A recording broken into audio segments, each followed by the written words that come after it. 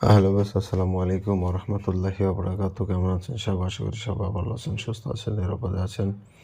শত্রু কলিজা কেঁপে উঠবে এমন মরণবাণ আপনাদের মাঝে উপস্থাপিত করলাম। শত্রু আপনার পায়ে পড়বে এরকম অবস্থায় চলে যাবে। আপনি যদি তাকে মারতে চান বা তাকে শিক্ষা দিতে চান, উচিত শিক্ষা দিতে চান, তাহলে আজকের এই বাণটা আপনার জন্যই উপযুক্ত একটি বাণ।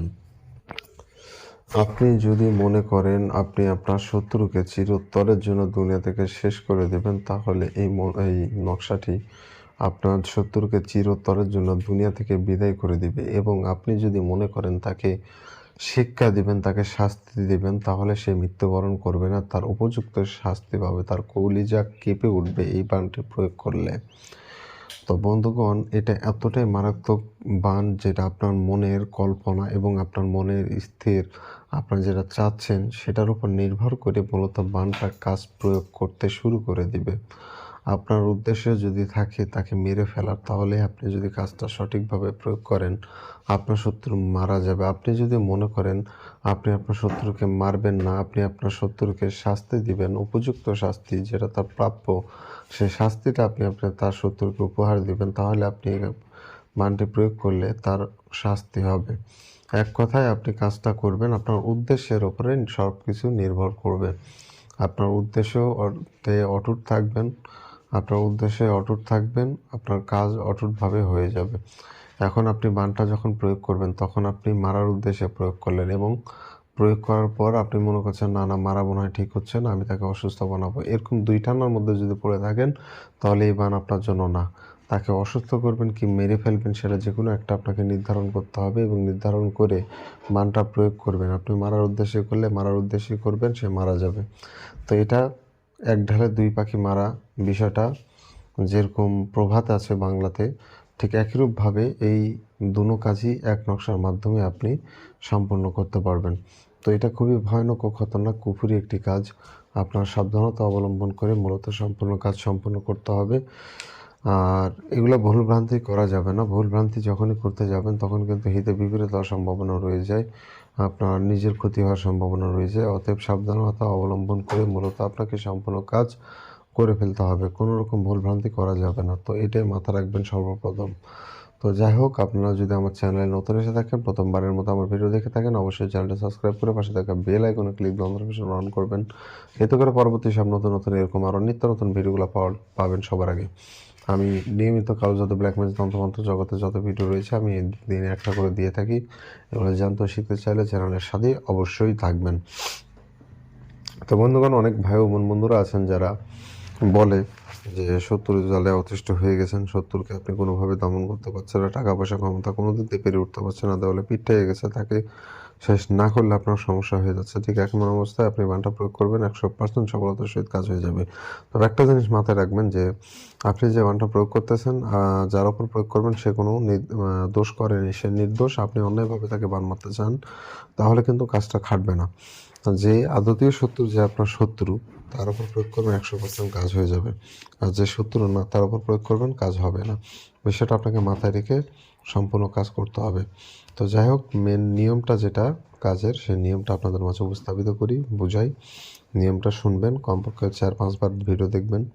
দেখার পর নিয়ম মুখস্থ ঠরস্থ হওয়ার পর আপনি মূলত কাজটা প্রয়োগ করবেন। এর আগে প্রয়োগ করবেন না, এতে করে ভুলভ্রান্তি হওয়ার সম্ভাবনা অনেকটা রয়ে যায়।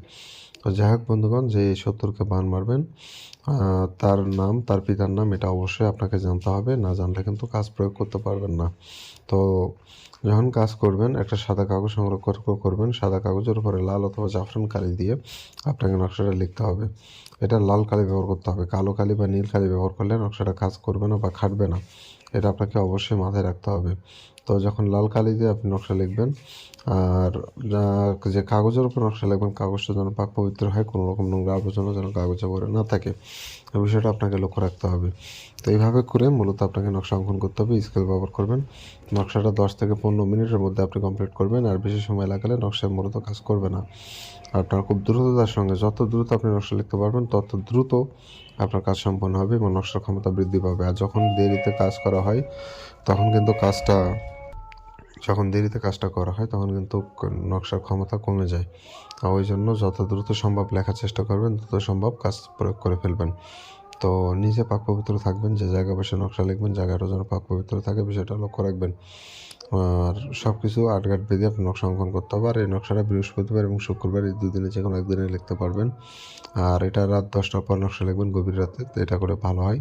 কারণ নিরিবিলি জায়গায় বসে কোলাহলমুক্ত জায়গায় বসে নকশা লিখবেন। নকশা লেখা অবস্থায় কারোর সাথে কোনো রকম কথাবার্তা বলা যাবে না, কারোর সাথে কথা বলবেন না, এক ধ্যানে সম্পূর্ণ নকশা কমপ্লিট করুন। ভাই আপনাদের ভিডিওটা দেখতে হয়তো বা বিরক্ত লাগতে পারে, কিন্তু আমি সব কিছু নিয়ম খুঁটিনাটি সব বলে দিচ্ছি যা অন্য তান্ত্রিকরা বলে না।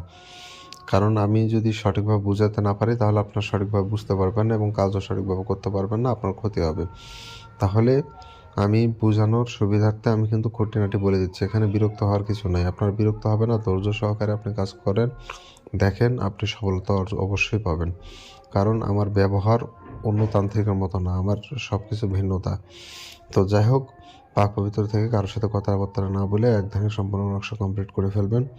আর নকশার নিচে আপনাকে নাম দিতে হবে। প্রথমে দেবেন শত্রুর নাম, তার নিচে তার পিতার নাম, তার নিচে তার ঠিকানা দিয়ে দেবেন। এই তিনটার নাম এখানে দিয়ে দিতে হবে আপনাকে। শত্রু, আপনি একটা জিনিস প্রশ্ন আসতে পারে আপনার মনে, শত্রু কি দূরে থাকলে কাজ হবে কিনা, দেশের বাইরে আছে কাজ হবে কিনা, বা কাছে আছে কাজ হবে কিনা। আপনার শত্রু যেখানেই থাক কাজ হয়ে যাবে। শত্রু আপনার বাড়িরও হতে পারে, বাইরেরও হতে পারে, ওটা দেখার বিষয় নয়। শত্রু শত্রুই, আপনি যে কারোর উপরেই যে কোনো শত্রুর উপরেই প্রয়োগ করতে পারবেন। তো এইভাবে আপনাকে মূলত কাজটা সম্পূর্ণভাবে প্রয়োগ করতে হবে। প্রয়োগ হয়ে গেলে আপনাকে সূরা নাস, কুল আউযু বিরাব্বিন নাস, এই সূরাটা একবার পরে নকশার উপর ফু দিলে নকশাটা জাগ্রত হয়ে যাবে, নকশা প্রাণ প্রতিষ্ঠা হয়ে যাবে। নকশা প্রাণ প্রতিষ্ঠা হয়ে গেলে এই নকশাটা কাজের জন্য উপযুক্ত হয়ে যায়। এখন এই নকশাটা আপনাকে আগুনে পোড়ায় ফেলতে হবে, যে কোনো আগুনে পোড়ায় ফেলবেন। আর একটা জিনিস লক্ষ্য রাখবেন, নকশা কোনো অংশ যেন পুরোতে বাদ না থাকে, পুরো নকশা যেন পুরো ছাই হয়ে যায়, এটা আপনাকে লক্ষ্য রাখতে হবে। এটা করলেই আপনার কাজ আর কিছু করতে হচ্ছে না, 72 ঘন্টার মধ্যে আপনি কাঙ্ক্ষিত রেজাল্ট পেয়ে যাবেন। শত্রু যেখানে যে অবস্থায় থাক না কেন ওখানেই মারা যাবে। আর যদি আপনার উদ্দেশ্য থাকে অসুস্থ বানানো, তাহলে ওখানেই অসুস্থ হয়ে যাবে। তো এইভাবে মূলত এই কাজটি সম্পন্ন হয়ে থাকে। আর একটা জিনিস আপনারা ভুল করেন, যেটা আমি আপনাদের সংশোধন করে দেওয়ার জন্য বলতেছি, যে এগুলো কিন্তু টোটকার কাজ, এগুলো কিন্তু জিন চালানি কাজ না, এগুলো টোটকার কাজ। অনেকে কাজ করেন, হয়তো বা 100টা মানুষ কাজ করলে 100টার মধ্যে ওই 60-70 জনের কাজ হয়, আবার মনে করেন 40 জনের কাজ হয় না। কেন কাজ হয় না জিনিসটা আপনাকে বুঝতে হবে ভাই। কারণ একটা জিনিস কাজ করবেন, আপনি অনুমতি প্রয়োজন হয়, তারপর নকশা জাগ্রত করার প্রয়োজন হয়। এগুলো অনেকে না জেনে খালি নিয়ম দেখে কাজ করেন, কাজ হয় না। এগুলা ও সব তান্ত্রিক আপনাকে খুলে বলবে না, আমি কিন্তু সব খোলামেলাভাবে আপনাদের বলে দিই। তো এগুলো সব কিছু মানতে হবে ভাই, নকশা অনুমতি নিতে হবে। অনুমতি আপনি পরিচিত কোনো সিদ্ধ গুরু থাকলে আপনি তার থেকে অনুমতি নিয়ে আমার এই কাজ করেন, আমার থেকে অনুমতি নেওয়া লাগবে না, আপনি যে কারো থেকে নিতে পারেন, কিন্তু ওই তান্ত্রিকটা যেন সিদ্ধ হয়, অনুমতি নিয়ে আপনি কাজ করবেন। আর আমার থেকে যারা অনুমতি নেবেন তারা তো নিয়ম জানেনই। আমার চ্যানেল সাবস্ক্রাইব করতে হবে 1 নম্বর শর্ত। 2 নম্বর শর্ত, কমেন্টে আপনার নাম লিখে দিতে হবে। লিখবেন আমার নাম অমুক, আমি এই কাজের অনুমতি চাচ্ছি, তো অনুমতি পেয়ে যাবেন। কারণ আপনার নাম না জানলে অনুমতি কীভাবে দেওয়া হয় বলেন। অবশ্যই আপনার নাম জানা প্রয়োজন আপনাকে অনুমতি দেওয়ার জন্য। তো এভাবে কাজ করে রাখবেন, কাজ হয়ে যাবে। আর যারা ভুলভ্রান্তি করেন তাদের বলি আপনার সাবধানতা অবলম্বন করে কাজ করেন, 100% কাজ হবে। আর যারা আমার সাথে যোগাযোগ করতে চান বিভিন্ন কাজ বা প্রয়োজনে, স্ক্রিনে দেওয়া নম্বরে, ইমো নম্বর, এটা আমার, ইমোতে এসে যোগাযোগ করবেন। ফোনে কল দেবেন না, ইমো অথবা হোয়াটসঅ্যাপে নক দেবেন, ইনশাআল্লাহ উত্তর পেয়ে যাবেন। ধন্যবাদ সবাইকে। আসসালামু আলাইকুম।